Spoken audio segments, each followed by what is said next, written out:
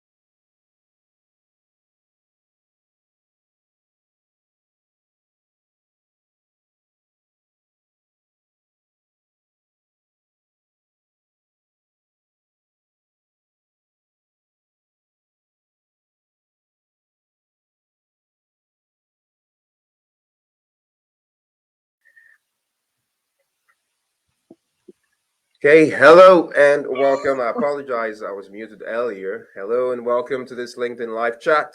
We are delighted to have you join us today. My name is Bamidele Salako, and I'm the Manager of Marketing and Communications here at Calgary Catholic Immigration Society, or CCIS as popularly known. CCIS is a non-profit, non-denominational agency committed to making immigration a positive experience for refugees, immigrants, and the community. CCIS offers over 95 programs in 26 locations throughout Calgary and surrounding areas, supporting all aspects of settlement and integration.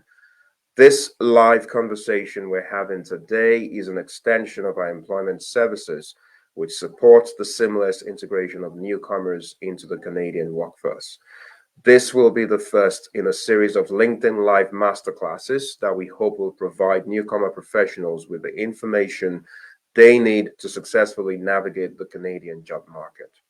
Today, we're discussing a topic of utmost significance: how to negotiate your salary or pay raise.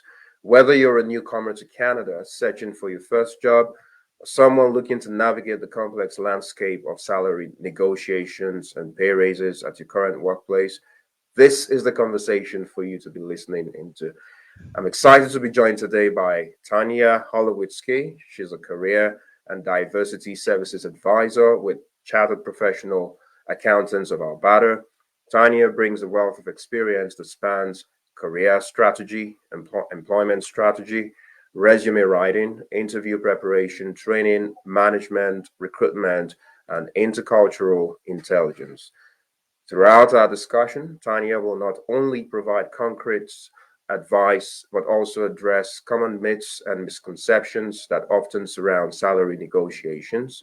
Additionally, she'll be shedding light on the common mistakes that newcomers might make during negotiations and offer insights on how to avoid them. Now, we understand that negotiating salaries can be daunting, especially when cultural differences are involved. We'll discuss how to overcome these barriers and approach negotiations with confidence and cultural awareness. Now, to those who are joining us live, we encourage you to engage with us in the comments section. So if you have any questions for Tanya, please feel free to ask them in the comments, and we'll do our best to address as many of them as we can. So without further ado, let's get started. Tanya, thank you so much for joining us today. Thank you so much for inviting me. I feel very privileged, as I mentioned earlier. So, welcome everybody. I hope that I'll be able to provide you with some information that will help you. I'm excited to be having this conversation with you. So we'll start with the basics. Now, a good place to begin is that newcomers and indeed newcomer professionals, I mean, many professionals, not just newcomers, but newcomers specifically in the context of our conversation, are often hesitant to bring up their salary expectations when talking to recruiters or potential employers, for fear of being perceived as focusing more on the financial reward than the value they're bringing to the role. So, what advice do you have for newcomers who feel hesitant or uncomfortable about negotiating your salary? Well, the good news is nobody likes doing it. It doesn't matter whether you're a newcomer or you're actually Canadian. This is a conversation I have with everybody equally. So nobody likes having these conversations. You'll even encounter some recruiters and hiring managers that don't like having these conversations. So, first of all, if you don't like it, you're part of the crowd. You're not a one off. And I'm letting you know that just that you have a sense of solidarity and that you don't feel isolated by that concern. So, that's the first off. The second thing is you need to be armed with information. And remember, money at all times in all scenarios is exchanged for goods, right? So when we're talking about salary negotiations, you can't almost treat it any different than if you were going to rent an apartment, if you are going to uh, get a phone, right? There's a goods exchange that's happening. And so you have to have an acknowledgement of what you bring to the table and realize that just because you're from another country doesn't mean it's less valid. There may be situations where there is a different learning curve. So, for example, if I have somebody who comes from India and was a tax practitioner in India and they want to do Canadian corporate tax, well, you know, they're probably not going to go from a manager to a manager level because they have to learn the law of the land. So it's a whole like that's a regulatory field where that's transference makes sense that there's going to be an adjustment.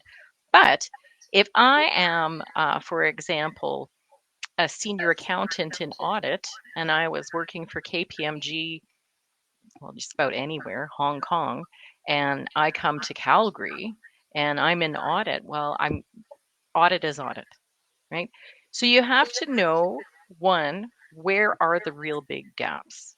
And then two, where you know there's none, you got to balance it off with essentially what you're worth. And you need to do a little research in that space. So why don't you ask me some more questions and then we can peel it like an onion and dig a little deeper into what I'm saying. Yeah. Thank you for laying that, beautiful foundation for the rest of the conversation. Now, another reason that newcomers are hesitant to negotiate their salary, particularly for their first job in Canada, is that lack of local experience in their profession, which you touched on in your response earlier. So, how do you suggest that they navigate that lack of local experience, lack of Canadian experience when negotiating their worth, especially when they have the experience, the required certifications or designations for that role? Okay, so if you have everything required to do the work and you're getting a response of you need Canadian experience, I'm going to say what is deemed as publicly unpopular. And quite frankly, there's a reason why in Ontario they're not legally allowed to say it out loud, right? We haven't gotten there yet in Alberta, but if somebody wants to push it with the Human Rights Association, I'm sure we'll win. So the point is, it's inappropriate and it's against your actual human rights. The reason is because of a couple things. There's a lot of fear. Alberta, unlike other provinces and big cities, Calgary is surrounded by land. Okay, and I think this is really important for everybody who's watching to know that. When you look at a place like Montreal, Toronto, or Vancouver, these are all ports. And in the history of Canada, that means there's trade. International trade is going in. Since I moved to Alberta in 1996, we didn't really get a lot of international new immigrants until about 2005. Maybe 2004, we started to see a spike. So new immigrants are really new in terms of length of time and presence. So there is a lack of awareness of the world on a grander scale in other cultures. It's really actually new. So what happens is people say, well, you need Canadian experience because it's really their way of saying, I would prefer for somebody to test drive you first and go through the struggle of training you culturally before you come and work for me. So you're facing all these challenges of people's fears. So what you need to do is sit there and say, okay, what's this person's fear? Their fear is that I'm not going to fit in, that I'm not going to get along with people, that I'm not going to understand them. So you're really breaking barriers. You're sharing your story, and it requires a lot of research on your part. You need to know the language of the profession that you're going in. There's a lot of people who come from South Africa, England, and other English speaking countries, the Philippines, for example. Everybody's going to school. You're from Nigeria. You probably went to school in English. The unique thing about that is English, even across the country, is used differently. So you want to make sure that you're understanding what are the terms that are being used in the environment you're interviewing at, so you can they make them feel like you're one of them. It reduces that fear of training, and it's the cost of training that is the biggest fear that people are hesitant to hire newcomers into.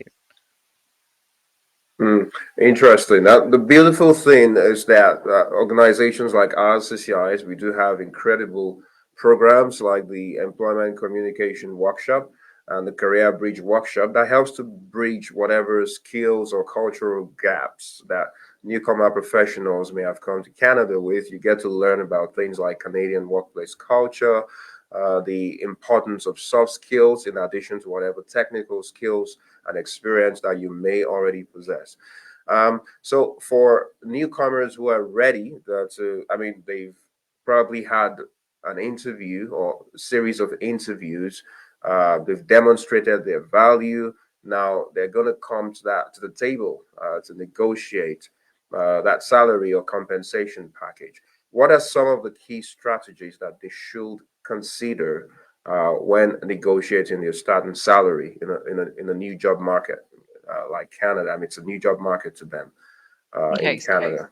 Yeah. so the biggest tip is try and forget that you're a new immigrant and try and treat this as this is a new job. Because as soon as you grab into that, okay, this is my first job, this is like, my only opportunity, you end up already putting yourself at a disadvantage in the negotiations. You've got to do your research. You need to have an understanding of what is the salary range for this position. You can go to LinkedIn, Glassdoor. There are other sites, Indeed, etc., that will give you access to that information so you have some research. You need to have the base number in your head of this is the minimum. I can't take less than this. I won't be able to afford rent. I won't be able to afford food because, again, it's an exchange of goods, right? They're paying you for something. We're not paying them. You're not there to volunteer for them. You're there to get paid. And you really need to embrace that. And so when you're going in for the negotiations, I always tell people go a little bit higher than what it is that you really want, because no company wants to pay you the maximum. I've yet to meet a company that automatically puts somebody at the top of the pay scale. It doesn't happen. So they're always going to try and save money. So if you ask for more and they offer you less, so long as it's not less than what your fine line in the sand is, you can decide if you want to give it, but you have some wiggle room. So if I have in my head that I want to make 65, I might go to them and say I want 72. They may come back to me and they say 70, and I may say, well, what about 71? And they say no, 70, that's it. Okay, well, that's still 5,000 more than what I wanted, right? But what about if they come back to me and they say 65? And I'm like, whoa, that's way less than the 75. And so we go. But I still at least am getting what I wanted out of the deal. And I've left myself room to have that negotiation. Generally speaking, if somebody's lowballing you that much less, you know, think about the discussion, make sure you're looking at the full package, because there are times also where salary is worth compromising on. I've worked for some companies that have such extraordinary benefits packages that it really authentically did compensate for less salary. And Um, right? If you're looking at full package and everything, the amount that they paid on education, the amount of extra vacation time I had, and yeah, it didn't go into my pocket. But when I left that job and I didn't have those benefits anymore, all of a sudden you were like, oh, I guess cost wise, that did save me money. So it is worth thinking about the bigger picture too when you're having those conversations. Hmm. Thinking about the bigger picture, incredible insights there, Tanya.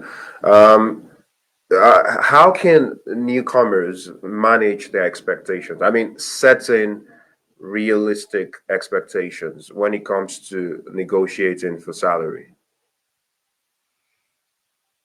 That's so tricky. Different roles and different industries, in my experience, kind of function differently with salary. So you really need to do your research, networking, and talking with people. If you're going to take a job that is paying you lower than what your goal is, because let's say almost like a survival job, I need to make the money, I need to get my foot in that door. The way to make that realistic is say, and as soon as I have 1 to 2 years of experience, I'm going to start looking for more work elsewhere. So, one, if you're going to cut yourself off at the knee a little bit, do it with the intent of doing it temporarily. But the best thing is networking and researching, because if you've got all of your credentials and everything, you should be being paid for what you're worth. And there is a very big difference between, as I said, going from a tax professional for one country to a tax professional to another, which has totally different regulatory requirements and laws of the land, versus being an architecture who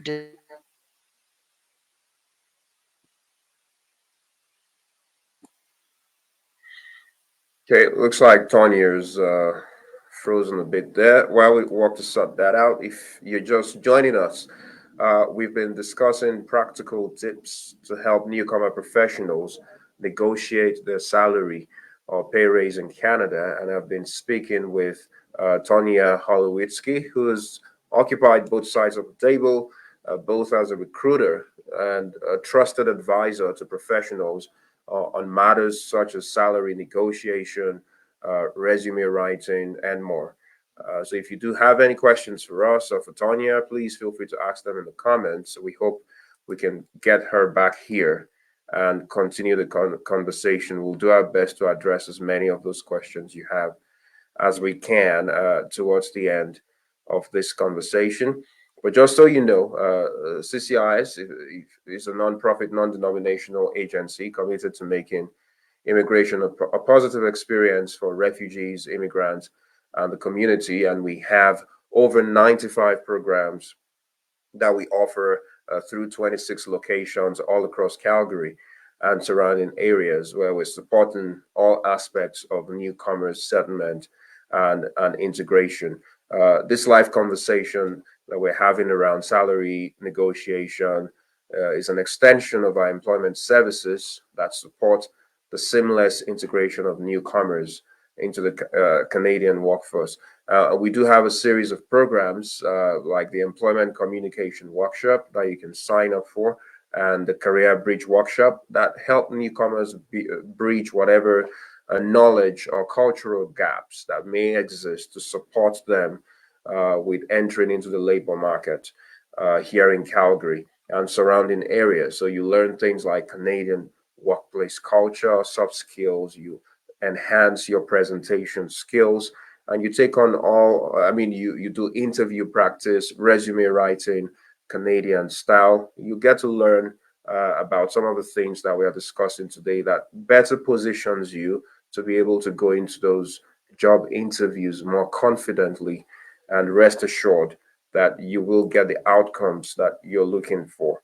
We're working on getting Tanya back into the room to see if we can. Um, so I'll just take some comments here. I'm seeing some comment here from one of our viewers was joined us live saying this is very interesting as we newcomers can face stress and sometimes impatient getting an opportunity in Canada. It's more than important making sure that we're not accepting the very low, which can impact our careers. And that's very true. Thank you for that private individual was commented anonymously. There's something called the sticky floor phenomenon. It's when newcomers take on roles that are way below their professional experience and qualifications. And it's very possible to get stuck in that survival mode because you're trying to work hard to meet your basic needs.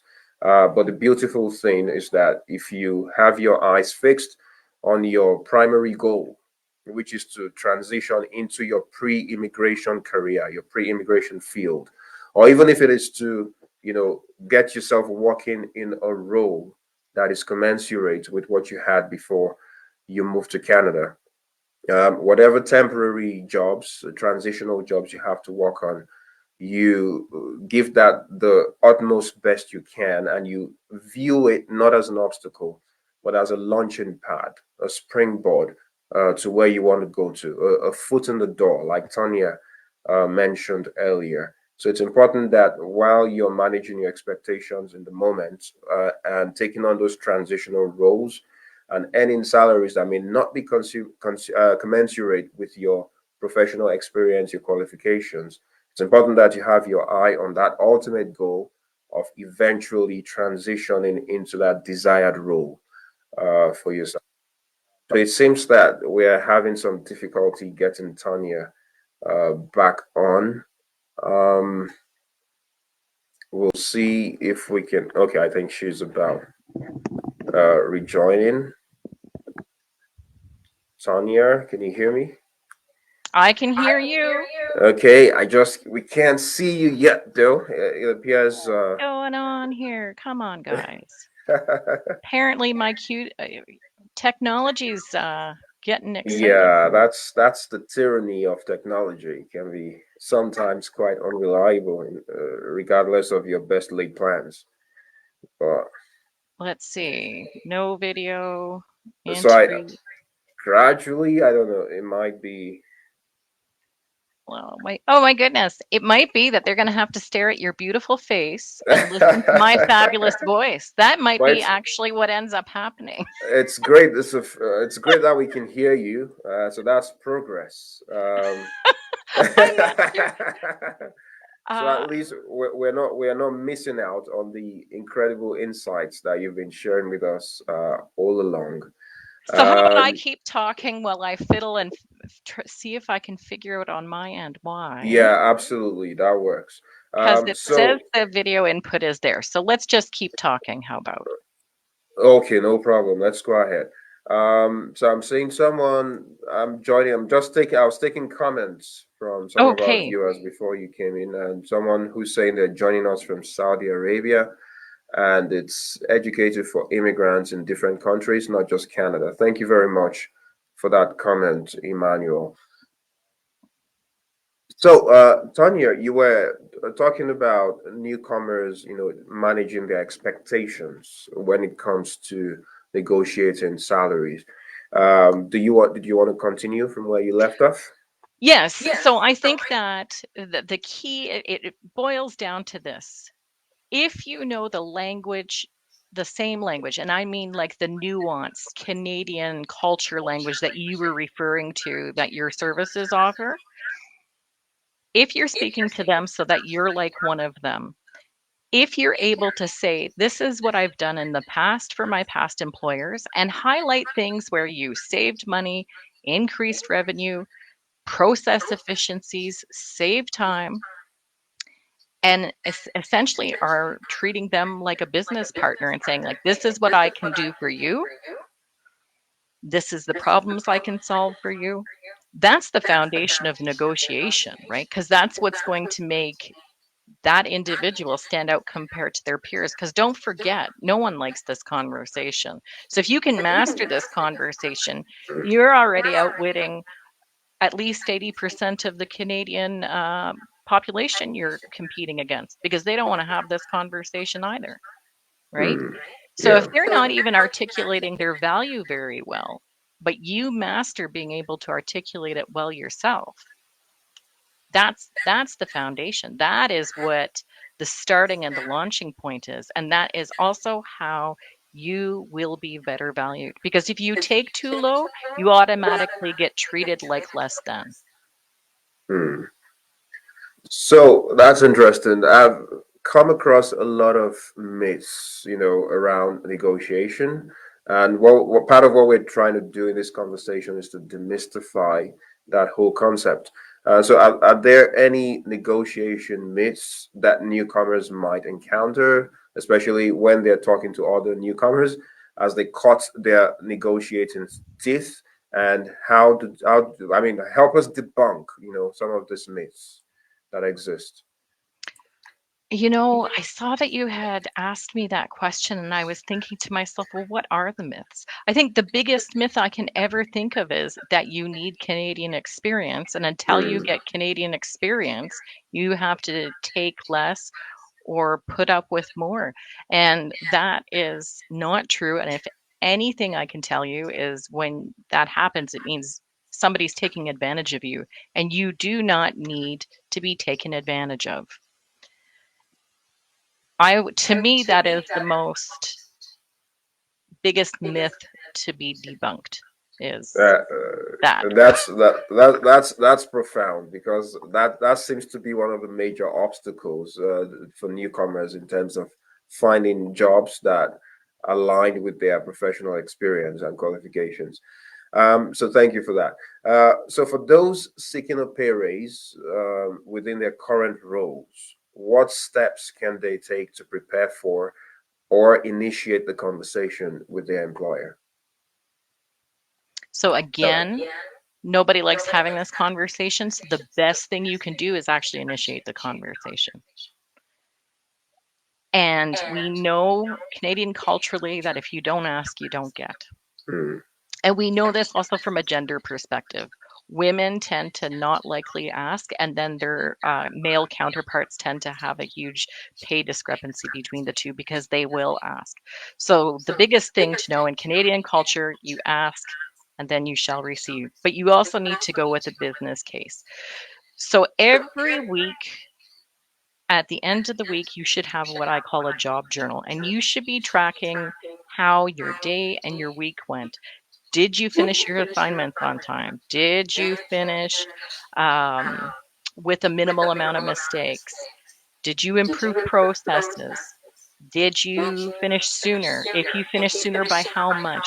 And you got to track it because 2 hours here may not seem like much, but then you add another two, and then another 10, and then another 15, and all of a sudden you've saved an entire week worth of your salary, right? And so that's what you're doing is you're tracking things through the lens of um, efficiency and cost. And so if I can go to somebody and say, I did my job so well that I covered 2 weeks of my salary, therefore I want a 5% raise. It's a lot more palatable than just going, hey, I want an increase. Hmm. Hmm. So all I'm hearing you say, Tanya, is that you must be in a position where you're able to confidently demonstrate the value that you're bringing to the organization, and that puts you in a position to be able to confidently initiate that conversation with the employer. Would that be right? Yes, absolutely. And also sometimes you have to be willing to walk away. Hmm. Interesting. Um, are there alternative? Okay, yeah, you did mention earlier, in fact, at the start of this conversation, that there might be other things other than salary that you're benefiting, like the benefits package of the company, that might make you compromise slightly on your salary expectations. Now, are there other benefits or perks, that you can actually negotiate, not just what the company is offering, but you negotiating those benefits other than salary if a higher salary isn't feasible. Vacation is one of my default ones that I'll go to. Vacation time is one of the default ones I go to. You can't always negotiate on something like a benefits package as far as medical, dental, and insurance. Generally speaking, there's an agreement in place there with the benefits company. There's not really much room to wiggle that because the contract is what the contract is. But finding out if there is personal care days, Are there allowances for certain things? What about parking? What about expensing your cell phone? What about different packages that you can be getting off of software? Believe it or not, some companies will have different types of matching programs for different products, like even car rentals and stuff like that. So finding out a little bit more about what they're willing to invest in and what they do. That's the area that you can generally negotiate on if you can't negotiate on the salary. Mhm. Interesting. In terms of finding out, how do they go about that? Do you ask the recruiter or whoever you're talking to at the organization, or do you try to find that information by reaching out to individuals who already work at the organization? How do they go about that process of finding out? Both. Okay. Some companies will actually put it on their website. They'll actually have their benefits packages and everything like that on their website. I love the idea of people going on LinkedIn and reaching out to people who've worked for a past employer and talking to them about their experiences, benefits package, and everything like that. Recruiters, having those conversations with them. Um, and I think that now that we're talking about this, when to negotiate salary and this whole discussion is important too. Don't talk about salary the very first interview unless it's asked at that time. Because if you initiate that conversation too soon, it can violate people's concepts of Canadian cultural norms. But definitely by the time we're in the second interview or we're talking about offer, that's where you want to have that conversation. Hmm. That's And yeah. sorry, Please go ahead. Sorry to I cut you was going short. to Go say, ahead. and if all these benefits that I'm talking about aren't offered, like that's another reason, valid reason to push more salary because or more vacation time because if you're not going to give me very good benefits there's only been one time in my life that I've worked for a company and their benefits package was 60%, which is like absolutely unheard of, by the way. Generally it's a minimum of 80% of medical. If it's only 60%, you have to pay me more. Like it's not even a negotiation, you have to pay me more. Like because that's a part of life. I'm going to have to pay for medicine for my son. I'm likely going to get sick. So you got to pay to compensate for that. So you finding out what those benefits are and if they're lacking, that also is an excuse for them to have to pay you more. Incredible insights. Now you touched on timing.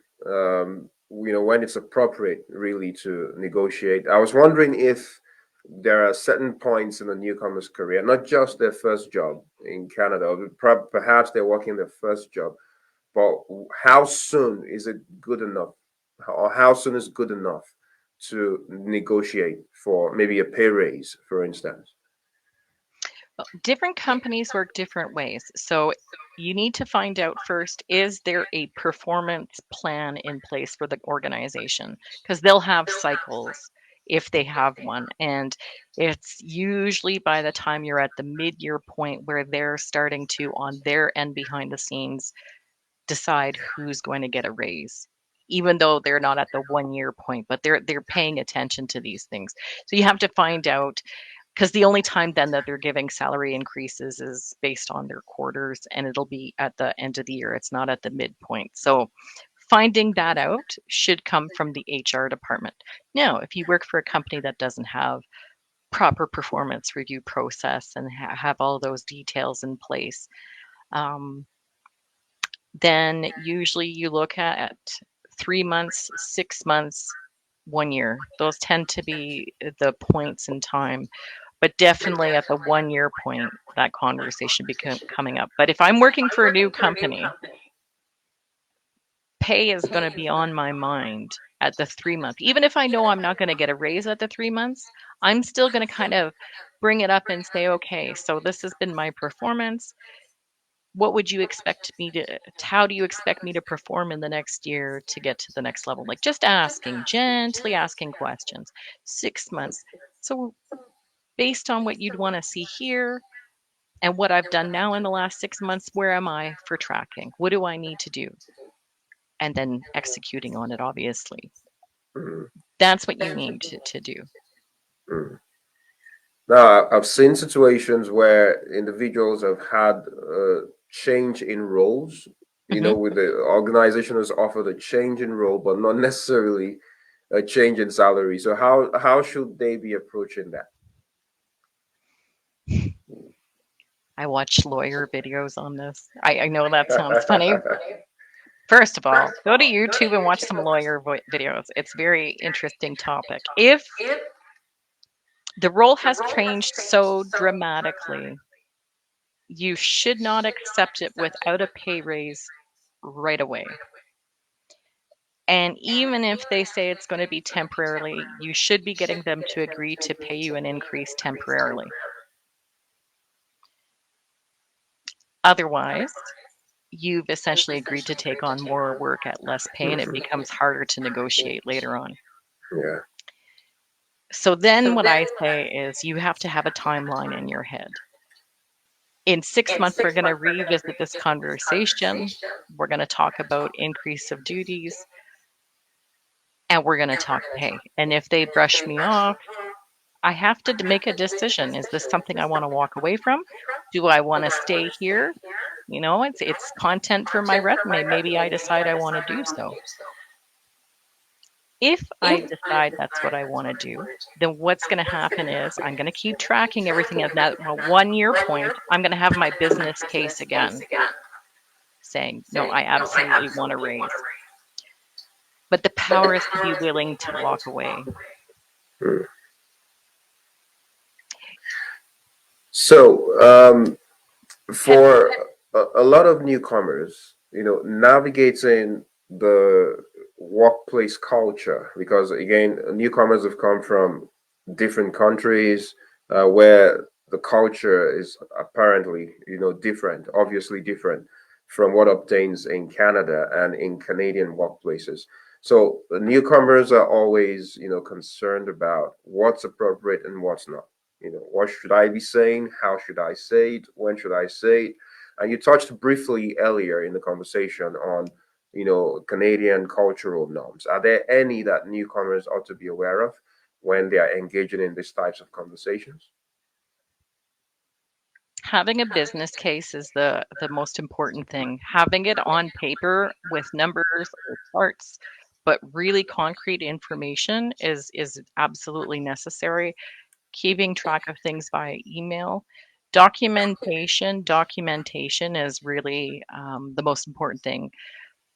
Even though it can seem like things get done on a handshake here, that's not necessarily so. And if it's not documented, it's easy to deny that it ever happened. So having that business case written down where you're tracking everything is really important because if you did a big achievement, there's a good probability that in 6 months your boss already forgot you did it. And it's been my experience that a lot of people, even themselves, forget that they've done it. So you need to track that because your boss isn't going to do it. Your coworkers aren't going to do it. And the other things to track too is that overtime, like you mentioned about people's job duties increasing. One of the things that people forget to include in their salary negotiations, especially when it's promotion, is how much are you getting paid when you started for the hours that you were working versus how much are you getting paid at the end of the year for the hours that you are working? It's not uncommon for it to actually decrease Mhm. because if my hours have increased by 20 hours a week and my pay stayed the same, what's my hourly? It went down a lot. So in the end, you'd actually ask me to take a pay cut. And that's something else that you can use in a negotiation. Yeah, that's remarkable. This really is a masterclass, like we envisioned it. So, are there any? So, because you've been working for newcomers, I mean, we were speaking earlier for almost nearly 20 years. immigrant professionals, helping them get into roles, helping them walk around some of these issues. Are there any success stories that you want to share about individuals you've counseled in the past who were able to effectively go into these negotiations, and what lessons that we can learn, or others can learn from this? Are you kidding me? Oh, I'm here? Okay. Yes, My you're here. computer You're wasn't here. just shutting down. I was. We can still hear you. I'm sorry. It was just Oh, everything it's went fine. black. I was like, Absolutely. no, it's doing it again. Um, okay. So, the, it's funny because Javier and I have talked about this in the past. We've had a 97% success rate when people have come to us to ask for coaching for negotiations and getting offer letters. And if I reflect back on why is our success rate that good, I would say it is because they actually follow through on the steps that we have coached them on. They do their research, they make sure that they've evaluated the language so that it's consistent language between the two. They have tracked their results and achievements. They put together a business case. They have everything tracked in paper. And we've seen a 97% success rate based on doing those things. The people who don't execute on those things are generally speaking the ones that lose out. That's very valuable. That's why you go out to an advisor in the first place. It's if you're not taking the advice, then you have yourself to blame at the end of the day. I was hoping we would have some questions, but none. But I want to thank everyone who has joined in, basically from all over the world here. You can see from Kenya, from Nigeria, from Saudi Arabia, of course, some here in Calgary. Thank you, everyone. We hope you found value in this conversation, and gain some insights on how to power up your negotiating skills as a newcomer professional in Canada, or wherever you might be in the world where you're a newcomer. Tonya, even though we had some very difficult technological glitches, I want to especially thank you for sharing your expertise with us today. Thank you so much, Tonya. Thank you so much. You have a fabulous day. You as well. If you'd like to learn more about Tanya and her work, you can connect with her via LinkedIn. My colleague will be dropping her LinkedIn profile on the comments. Finally, would like to remind you all that CCIS is committed to supporting newcomer professionals in Canada through various programs and services. If you're in need of employment assistance or you have any questions about the resources that are available to you in Calgary and beyond, surrounding areas. We're in Drumheller, we're in Hannah, we're in Brooks, we're in the foothills in Okotoks, we're in Rocky View County, in Edgery, in Cochrane. So if you have questions, please don't hesitate to visit our website to learn more. My colleague will be dropping that in the comments. You also feel free to connect with us, CCI's downtown main office at 403-262-2006. And of course, for newcomers living in the northwest zone of Calgary, a reminder that service appointments and walk-ins are currently available at our northwest location for immigrants, refugees, and temporary foreign workers living in that side of town. You can call the number in the comments to book an appointment with an employment or settlement counselor at our Northwest office. Again, we want to thank you for joining us today, for sticking with us through some of the technical glitches that we had. We apologize for that. We'll be working on that so we don't have a repeat in upcoming sessions. And we look forward to connecting with you all again very soon. Thank you.